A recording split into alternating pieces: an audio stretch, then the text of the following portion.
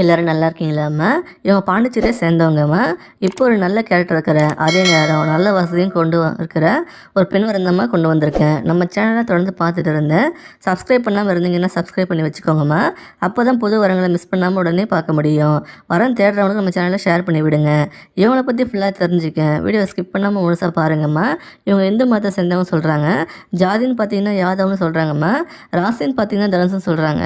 நட்சத்திரம் பார்த்தீங்கன்னா போராடம்னு சொல்கிறாங்க. இப்போ இவங்க செகண்ட் மேரேஜ் தான் வரன்னு பார்த்துட்டு வராங்க. நான் ஏற்கனவே சொன்ன மாதிரி இவங்க பாண்டிச்சேரியை சேர்ந்தவங்கம்மா.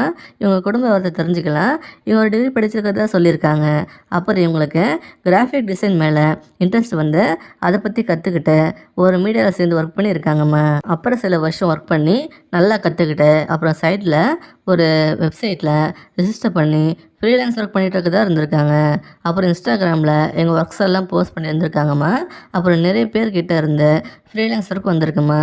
இப்போது இவங்க சேலரி விட இதில் இன்கம் அதிகமாகும் போது இவங்க ஒர்க்கு ரிசைன் பண்ணிவிட்டு இப்போ இதிலேயே ஃபுல் டைம் எடுத்து பண்ணிகிட்டு இருக்கதா சொல்லியிருக்காங்க. இப்போ ஒரு நல்ல இன்கம் வந்துட்டுருக்குன்னு சொல்கிறாங்க. இவங்க அப்பா பார்த்திங்கன்னா ஒரு பெரிய ஹோட்டலில் ஸ்வீட் மாஸ்டராக வேலை பார்க்கறதா சொல்லியிருக்காங்க. ஒரு நார்மல் சேலரி வாங்கிட்டு வரதா சொல்கிறாங்கம்மா.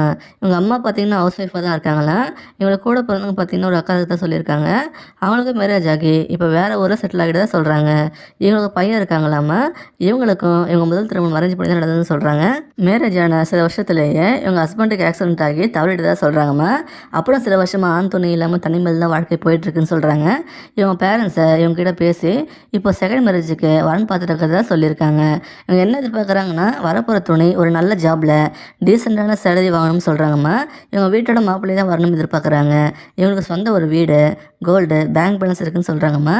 எல்லாமே இவங்க இந்த டிசைனர் ஜாபில் ஏர்ன் பண்ணி தான் வாங்கிடுதுன்னு சொல்கிறாங்க. இவங்களே சந்தோஷமாக வச்சுக்கிட்டு இவங்க பையனையும் நல்லபடியாக பார்த்துக்கணும்னு சொல்கிறாங்க. எந்த கெட்ட பழக்கமும் இருக்கக்கூடாதுன்னு ஸ்ட்ரிக்டாக சொல்கிறாங்கம்மா. உங்களுக்கு பசங்க இருந்தாலும் ஓகேன்னு சொல்கிறாங்க. இவங்களுக்கு ஃபாரின் கிளைண்ட்ஸ் கூட ஒர்க் பண்ணுறதால நைட் டைமில் தான் நிறைய ஒர்க் இருக்குதுன்னு சொல்கிறாங்க. அதெல்லாம் புரிஞ்சுக்கணும்னு எதிர்பார்க்குறாங்க.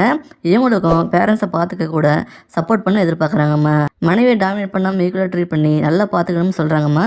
இந்த மாதிரி ஒரு நல்ல குணவதியை உங்களுக்கு மனைவியாக கமிஞ்சா நீங்கள் ரொம்பவே கொடுத்து வச்சவங்க தான். இது மாதிரி இன்னும் நிறைய வரங்கள் நம்ம சேனலில் இருக்குமா.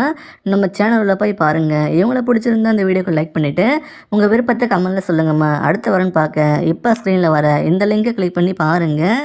வாழ்க வளமுடன்.